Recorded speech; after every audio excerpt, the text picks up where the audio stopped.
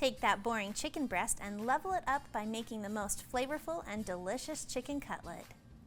Perfectly seasoned, coated and fried, yielding a tender and juicy chicken. Let me show you how to make it today on the Stay-at-Home Chef. Chicken breasts are such a versatile piece of meat. It is limitless in what you can do with it in the culinary world. Making these chicken cutlets is so easy to do and so satisfying to eat because of the harmony in the textures and the flavors.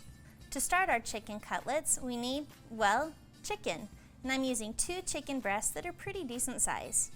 For the cutlets, they need to be thin, and to do that, take the chicken and trim off any unwanted fat or sinew. Then carefully, horizontally cut the chicken in half so that you now have 2 pieces. Then take those chicken halves and lay them in between 2 pieces of plastic wrap. Then using a kitchen mallet or something sturdy, pound out the chicken until it's 1/4 to 1/2 of an inch thick. Having the chicken all nearly the same thickness is going to help you in having a successful, consistent finish. We want it to cook at an even rate, so pounding them out will give us that, plus it also tenderizes the chicken. Now that the chicken's prepped, let's talk that yummy coating. In a small bowl, add in 1 teaspoon of salt, 1 teaspoon of black pepper, and 1 teaspoon of granulated garlic. Mix that together and then sprinkle that on both sides of the chicken. Next, we need to set up 3 stations for our battering. First station is 1 cup of flour. In our second station, we're going to whisk in 1 tablespoon of milk with 2 eggs.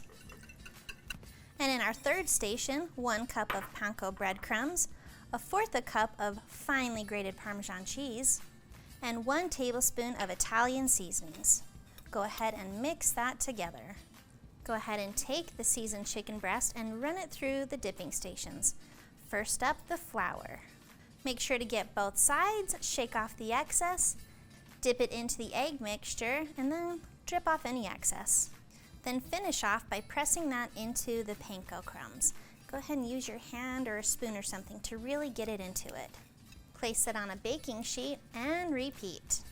Now that our chicken's all coated, we're going to head over to the stove, where we've got about 1 inch of cooking oil that we've heated up in a pan to about 350 degrees Fahrenheit.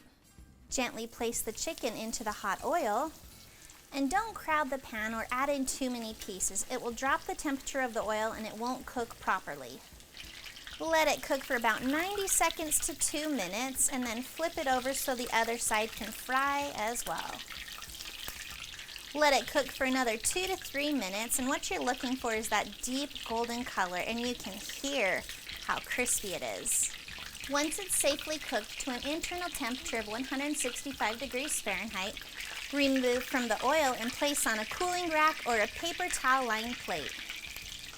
Plate this up and serve it with your favorite sides, and you are ready to eat.